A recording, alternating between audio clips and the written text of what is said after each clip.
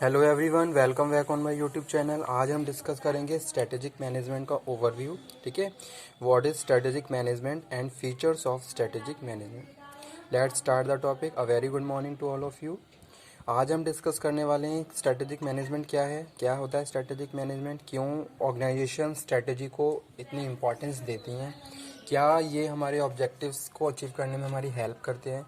ठीक है, तो वो डिस्कस करेंगे और साथ के साथ फीचर्स ऑफ स्ट्रेटेजी के बारे में बात करेंगे। स्ट्रेटेजी के क्या क्या फीचर्स होते हैं। Strategy is a business enterprise consists of what management decide about future direction and scope of business. ठीक है, अब स्ट्रेटेजिक मैनेजमेंट की बात करें तो strategic management strategy are business enterprise consist of what management decide about future direction. ठीक है, अब मेरी मेरी कोई एंटरप्राइज है, मेरा कोई फर्म चल रही है। अब मैं अपनी फर्म को फ्यूचर में, मुझे पहली तो चीज़ ये है कि मैं कहाँ देखना चाहता हूँ, मेरे क्या गोल्स हैं, मेरे क्या ऑब्जेक्टिव्स हैं। ठीक है, अब उन गोल्स को, उन ऑब्जेक्टिव को मुझे किस तरीके से अचीव करना है। ठीक है, अगर मैंने अपने लिए कोई डायरेक्शन डिसाइड करी है कि हाँ इस डायरेक्शन में मुझे फर्दर मूव करना है, तो कैसे करना है वो यहाँ पे हम बात कर रहे हैं। What management decide about future direction. ठीक है, पहली चीज़ क्या, पहले आपने स्ट्रेटेजिक इंटेंट को आइडेंटिफाई कर लिया।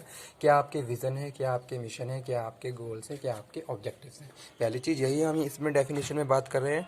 What management decide about future direction and scope of business, और कहाँ कहाँ हमारे बिजनेस का ज़्यादा स्कोप है।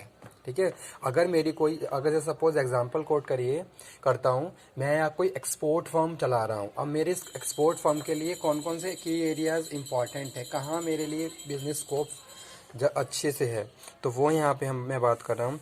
It entail managerial choice among alternative actions programmes.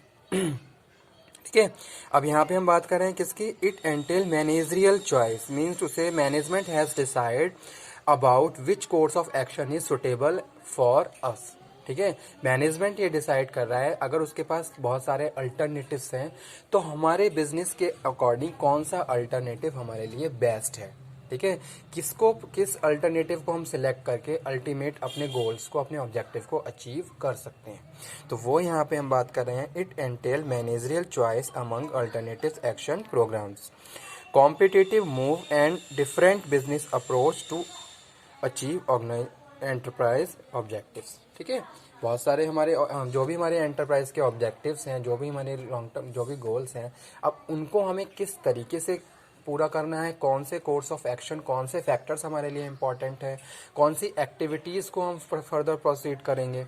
अगर इन सारी चीज़ों के बारे में हम डिस्कशन कर रहे हैं तो कहीं ना कहीं ये मैनेजरियल फंक्शंस हैं। जैसे कि बात करते हैं planning, organising, staffing, directing, controlling, और उसके बाद हम किस तरीके से अपने ऑब्जेक्टिव को अचीव कर सकते हैं, तो कहीं ना कहीं हम इन सब चीज़ों की बात कर रहे हैं, तो हम बात कर रहे हैं स्ट्रेटेजिक मैनेजमेंट।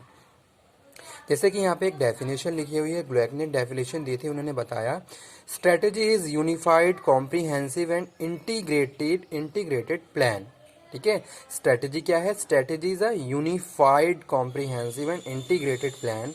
यानी कि एक तो पहली चीज़ क्या है, यूनिफाइड, कॉम्प्रिहेंसिव है, और इंटीग्रेटेड, बहुत सारे फैक्टर्स आपस में मिले हुए हैं, कनेक्टेड हैं।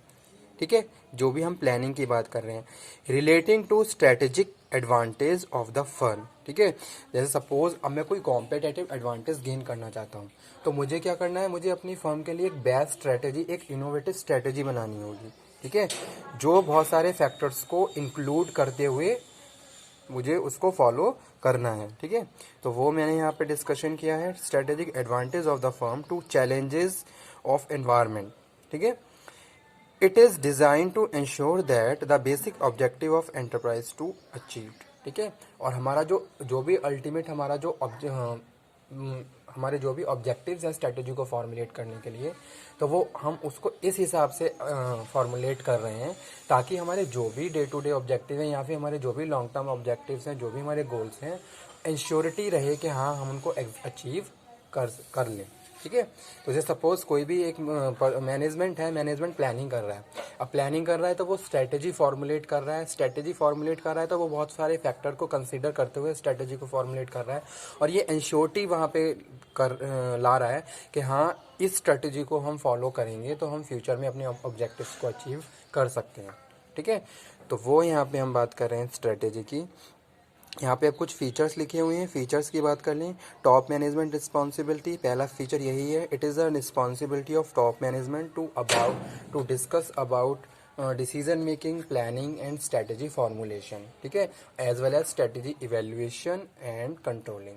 ठीक है, तो ये सारी चीज़ें क्या है, टॉप मैनेजमेंट के द्वारा ही डिसाइड की जाती हैं। क्या स्ट्रेटेजी होगी, किस तरीके से फॉर्मुलेट होगी, किस तरीके से हम उसे इम्प्लीमेंट करेंगे, और इवेल्युएशन एंड कंट्रोलिंग।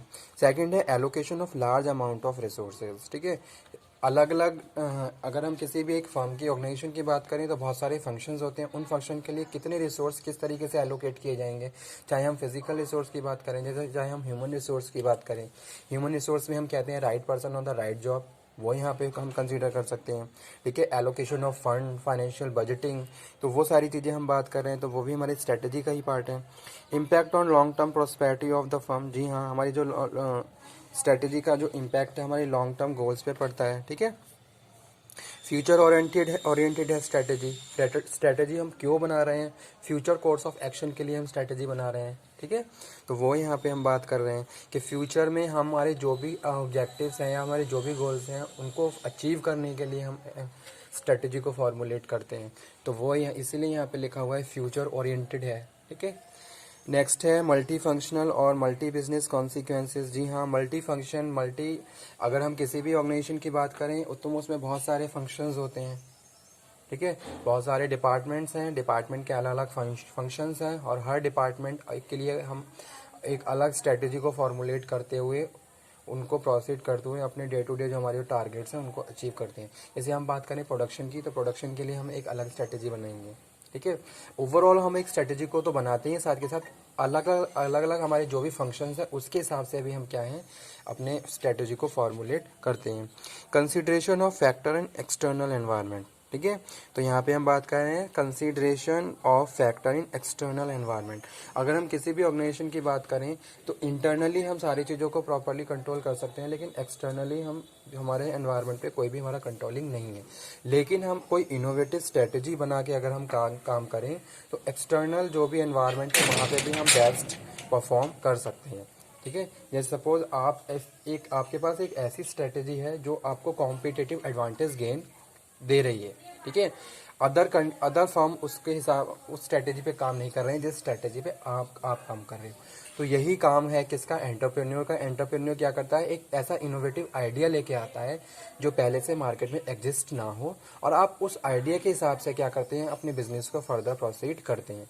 तो वहाँ पे क्या है, आपको एक कॉम्पिटिटिव एडवांटेज गेन होता है, और आप अल्टीमेटली आपके जो भी लॉन्ग टर्म ऑब्जेक्टिव्स हैं उनको अचीव कर लेते हैं। ठीक है, तो लेकिन हुआ किस वजह से, स्ट्रेटजी की वजह से। ठीक है, क्योंकि आपने एक ऐसी स्ट्रेटजी फॉर्मुलेट करी जिसकी वजह से आपने मार्केट में अपनी गुडविल को तो बढ़ा ही लिया, साथ के साथ कॉम्पिटिटिव एडवांटेज गेन कर लिया। तो वो यहाँ पे हम बात कर रहे हैं फीचर्स ऑफ स्ट्रेटजी में, consideration of factor in external environment. ठीक है, तो ये थे फीचर्स ऑफ स्ट्रेटजी।